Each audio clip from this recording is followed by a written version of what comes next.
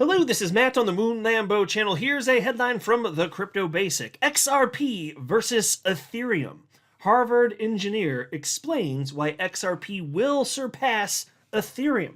Now, this particular individual they're referencing, he seems to believe that not only will XRP flip Ethereum, but that it's going to stay flipped. In fact, he's not so optimistic that Ethereum is even something that's going to be around for the long haul, at least not in the top 10 coins by market cap. Now, he didn't say that explicitly, but I'm reading between the lines, and based on his tone about Ethereum, I mean, it's just going to stay in number 3 safely forever? Not based on the stuff that he's saying. Now, this is not some sort of fly-by-night individual. This is somebody whose perspective I've shared, probably maybe 3 times roughly within the last couple weeks or so. It's a perspective from Austin King, and he is a former Ripple employee, and he also sold his first company to Ripple. So, on top of being a rather intelligent individual here, going to Harvard, he's got a bit of a track record and a lot of understanding about the crypto and blockchain space here. Now, I personally will not be the least bit surprised to see XRP flip Ethereum this market cycle. Kind of a question is, if that happens, though, is it going to be like a flash in the pan? Because XRP has flipped Ethereum several times in the past, including the 2017 and 2018 bull run. It was just for a very short period of time. Is it going to be something like that? Or is it going to be something more permanent where XRP will finally, assert its true dominance here?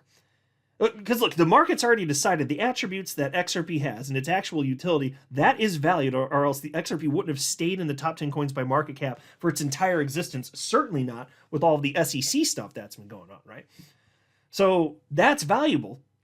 But then if Ethereum, if it actually is going to, if speculators finally become less confident, well, that compounds, the problems here for anybody that's more interested in ETH than XRP. So we'll see here. Anyway, before going further, I do want to be clear, I do not have a financial background of any kind. I am not offering financial advice, and you definitely should not buy or sell anything because of anything I say or write. I'm just an enthusiast who enjoys making YouTube videos about crypto-related topics, but just as a hobby and just for fun. Now, I will note, as I record this, the market cap for XRP is about $158 billion, and the market cap for Ethereum is about $319 billion. So XRP only needs to roughly double in price, and then it would be at the same market cap. Like, that's not a big ask. That is not a big ask. And if Ethereum, maybe Ethereum, and I've been talking about this a fair bit because it's just so fascinating. Like, the idea of Ethereum, doubling its all-time high from last cycle, that's not crazy. I know there's ridiculously bearish sentiment for Ethereum, and more on that a little bit later in the video. But even if it just does a modest 2x, which is not crazy from a historical perspective, well, if XRP matches that, then you're looking at over $20 XRP, by the way. But it's not crazy. I don't know if those things are going to happen, but that's certainly not crazy. History tells us those types of things most certainly are not crazy. And so this is Austin King right here on your screen. And this piece reads as follows. Harvard computer science engineer Austin King, co-founder of the Omni Foundation, made bold predictions regarding the future of Ethereum and XRP. In a recent interview on the Good Morning Crypto podcast, he suggested that XRP could soon overtake Ethereum in market cap. According to King, he said, quote, honestly, Ethereum is not in a good place, end quote. And now I just want to pause to note, he is talking about more so from a developer perspective. If you hop on any social media where you can find a community of ETH holders, they are, my God, the sentiment is the worst I've ever seen it for ETH, and I do mean that. And I'm an ETH holder. I've been holding it. In fact, Ethereum is the first cryptocurrency I ever bought. On November 10th, 2017, I still hold Ethereum, right? And I will just note that the sentiment has never been this bad. That is separate from the points that he's making. So you can make arguments about long-term viability for Ethereum based on market, not just market. I don't mean market in terms of buying and selling and trading, but in terms of what markets find in terms of usefulness. So actual utility, because it always does go back to that in my mind.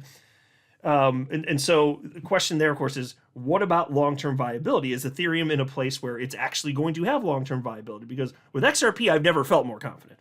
Not just because the price is up, it's because it's functionally useful, and we've consistently trended in the right direction in that regard.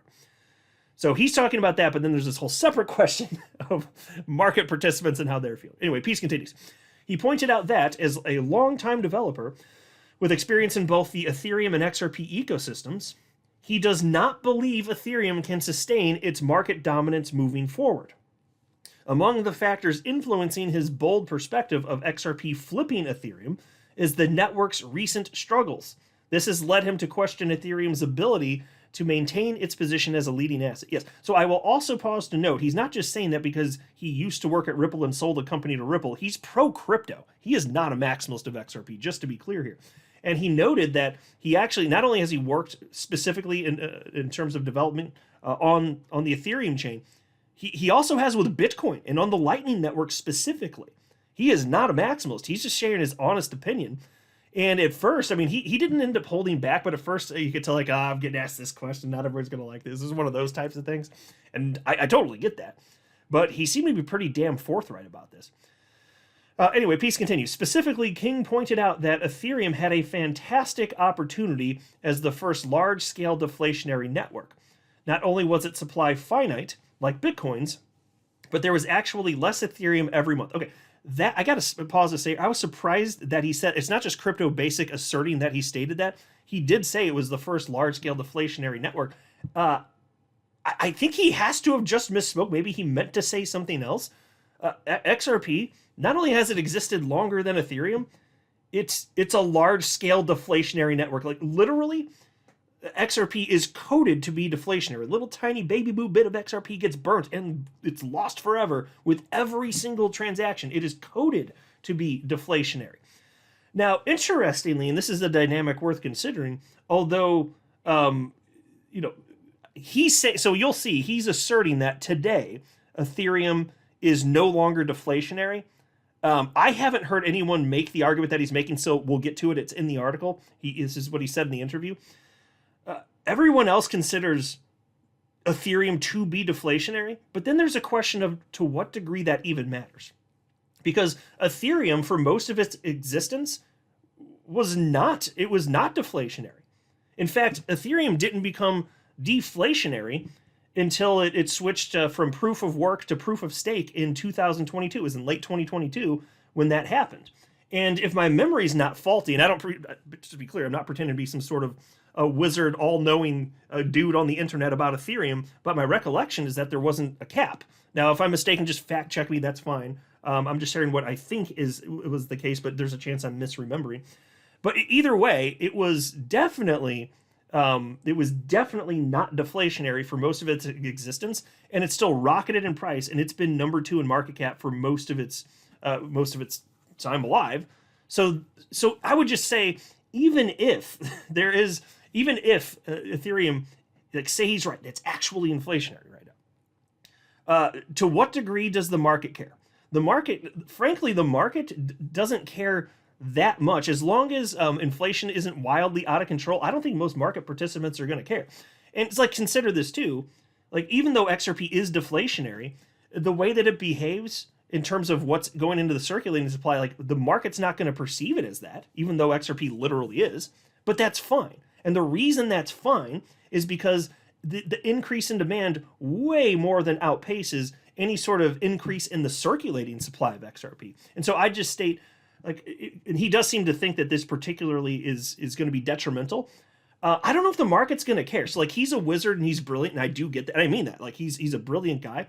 But in terms of what he thinks the market cares about, this is one of the first times, if not the first time, I can think of where I heard something from him like, I don't know if that's quite true. Everything else in terms of what I've been sharing and his perspectives about big picture, I'm like, yes, absolutely.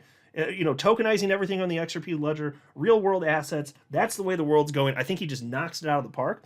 But in terms of what the market's looking for here, I don't know. I don't know that the writing's on the wall, and certainly not this market cycle. Like, you'll see as I get to it a little bit later in the video, like, just about every chart analyst under the sun that I follow is like, Ethereum's going to blow. Like, it's going to, which I want to see, just to be clear, because that sets off historically crazy alt seasons. So I think this is when we could see the final, euphoric blow off top here. And then I think XRP is going to substantially outperform both Bitcoin and Ethereum. I think that's a no-brainer at this point here. So I would actually like to see that, and I want to see that competitiveness. And so, again, I'll not be surprised if XRP takes the number 2 spot. It's just kind of an interesting question is, will XRP stay there? But anyway, Peace continues. According to King, Ethereum started externalizing activity to Layer 2 solutions, most of which are run on a single computer. He argued that these Layer 2 solutions are not decentralized networks, which he believes erodes Ethereum's credibility as a decentralized deflationary asset. And he said, quote, "Now, my background is in computer science. I studied at Harvard, did a lot of engineering in my first company. My engineering brain does not see a path for Ethereum to become deflationary again," end quote.